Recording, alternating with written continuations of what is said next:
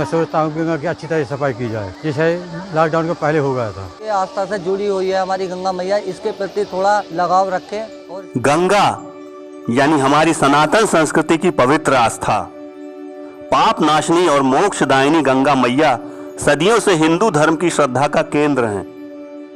इसी गंगा जल से आचमन और स्नान करने के लिए देश भर से श्रद्धालु हरिद्वार पहुंचते हैं, लेकिन यह गंगा जल पीने लायक ही नहीं है। केंद्र सरकार की लाख कोशिशों के बावजूद गंगा नदी अपने उद्गम स्थल पर ही निर्मल नहीं हो पा रही है। श्रद्धालु लोग आते हैं तो उसमें जल्द से जल्द ध्यान देने की कोशिश किया जाए, क्योंकि यहाँ आचमन करते हैं और इसको पीते हैं, उसके लिए ध्यान देना जरूरी है। तो सरकार तो अपनी तरफ से कोशिश करेगी ही, उसमें अभी ध्यान देगी, सरकार दे रही है, तो लोगों को भी अपने ध्यान देना चाहिए साफ सफाई का।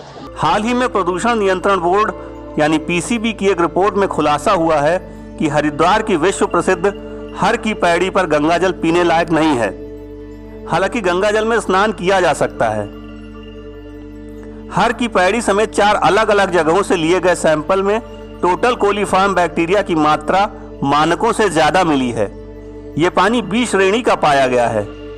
बी श्रेणी का पानी बिना फिल्टर के पीने लायक नहीं होता है। एक्सपर्ट क्या कहते हैं, सुनिए। देखिए, उन्होंने जो सैंपल लिए हैं अभी पिछले महीने, जो मुझे भी ज्ञात हुआ, उन्होंने शायद हरिद्वार में 4 स्थानों से सैंपल लिए हैं।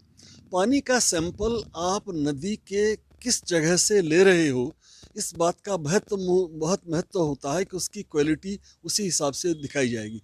मान लीजिए आपने पानी का सैंपल किसी ऐसी जगह से लिया है जहां उसके थोड़ा सा आगे पीछे नाला या नाले गिरते हों, एक बात, या जहाँ पे बहुत से तीर्थयात्री स्नान कर रहे हों और यहाँ पे जहाँ अन्य घरेलू क्रियाएं भी हो रही हैं, अगर ऐसी जगह से सैंपल लिया जाएगा तो निश्चय ही वो सैंपल पानी की क्वालिटी को बहुत खराब दर्शाएगा। गंगा यानी आस्था का अटूट विश्वास, निर्मलता का अद्भुत एहसास। केंद्र और राज्य सरकारें गंगा को स्वच्छ और निर्मल बनाने के लिए कई योजनाएं चला रही हैं। नमामि गंगे परियोजना के तहत गंगा को स्वच्छ और निर्मल बनाने के लिए अरबों रुपए खर्च कर दिए गए, लेकिन नतीजा कुछ खास नहीं रहा। मैं हरिद्वार आया था गंगा जी स्नान करने के लिए, तो गंगा में थोड़ी प्रदूषण में समझ में आता है, तो मैं सोचता हूँ कि गंगा की अच्छी तरह सफाई की जाए, जैसे लॉकडाउन के पहले हो गया था, क्योंकि गंगा का जल थोड़ी पीने में थोड़ा प्रदूषण महसूस होता है, इसलिए गंगा की सफाई ज़्यादा बहुत जरूरी अनिवार्य है। गंगा जल में ऑक्सीजन और बायोलॉजिकल ऑक्सीजन डिमांड का स्तर सही पाया गया है, लेकिन फिर भी पीसीबी की रिपोर्ट चिंताओं को बढ़ा रही है। गंगा जल पर एक्सपर्ट की राय क्या है, सुनिए। कोविड के दौरान में चूंकि अब गंगा नदी में और नहर में किसी भी प्रकार के प्रदूषित तत्व, कूड़ा कचरा, सीवेज और व्हीकल की धुलाई का सामान और धोबियों का सामान, होटलों का से आने वाला सीवेज, किसी प्रकार का जो इस प्रकार का जो गंदगी थी वो न्यूनतम मात्रा में या जीरो लेवल पर आ रही थी। इसके और साथ ही साथ तीर्थयात्री भी नहीं आ रहे थे। हर की पैड़ी पे तो एक भी तीर्थयात्री लगभग 3 महीने तक कोई भी अलाउड ही नहीं था, तो पानी में निर्मलता बनी रही। न तो उसकी सरफेस पे कोई भी अपचय पदार्थ तैर रहे थे, न उसमें डिजोल्व होके आ रहे थे। तो हमने उन दिनों भी जो देखा, ऑक्सीजन की मात्रा तब भी 8.5 और 9.5 के बीच में आ गई थी, और बैक्टीरिया कोलाई भी 0 से लेकर के 1 या 2 के बीच में था। वो 1-2 तो किनारे पे हमेशा रहेंगे ही रहेंगे, और पानी की क्वालिटी वाकई बहुत अच्छी हो गई थी। नेशनल ग्रीन ट्रिब्यूनल यानी एनजीटी ने भी गंगा में गंदगी डालने से रोकने के लिए सख्त निर्देश दिए थे। बावजूद इसके गंगा में प्लास्टिक, पूजा के फूल, पुराने कपड़े और कूड़ा डालने से लोग बाज नहीं आ रहे हैं।